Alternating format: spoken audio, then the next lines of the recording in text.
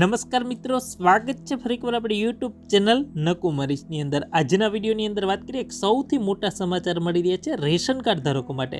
ખાસ કરીને તમારા પાસે મિત્રો રેશન કાર્ડ એટલે કે પરમિટ હોય તો આ વિડીયો પૂરો જોશો। ઈ કેવાયસી ને એટલે કે મહત્વના સમાચાર મળી રહ્યા છે, તમને મેસેજ પણ મળતો હશે તો ખાસ આજના વિડીયોની અંદર ડિટેલની અંદર માહિતી મેળવવાની છે। ચેનલની અંદર નવા આવેલા તો ચેનલને પણ સબસ્ક્રાઇબ કરવાનું ભૂલતા નહીં। ખાસ કરીને આજના વિડીયોની અંદર વાત કરીએ સરકાર તરફથી એક મહત્વના મોટા સમાચાર મળી છે રેશન કાર્ડ ધારકો તરફથી। મિત્રો એક મહત્વના સમાચાર છે, ખાસ કરીને રેશન કાર્ડની અંદર છે ઈ કેવાયસી કરાવવું ફરજિયાત છે। હવે ખાસ કરીને એના માટેનો સરકાર તરફથી છે તમને મેસેજ પણ મળતા હશે, મોબાઈલની અંદર છે આ ટાઈપનો મેસેજ પણ મળેલો છે, તમે જોઈ શકો છો।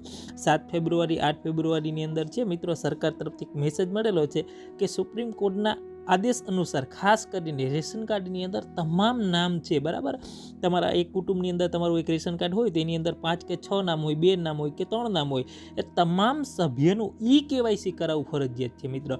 અગાઉ આપણે આધાર કાર્ડ અને પાન કાર્ડનું ઈ કેવાયસી કરાવતા હતા, એવી રીતે અલગ અલગ ટાઈપના ઈ કેવાયસી હતા મિત્રો। હમણાં છેલ્લે ગેસ કનેક્શન માટે ઈ કેવાયસી આવેલું હતું, એવી રીતે હવે ખાસ કરીને જે સુપ્રીમ કોર્ટના આદેશ અનુસાર છે રેશન કાર્ડની અંદર કે તમારા પરમિટની અંદર જેટલા સભ્યોના નામ છે એટલા સભ્યનું ઈ કેવાયસી કરાવવું ફરજિયાત છે મિત્રો।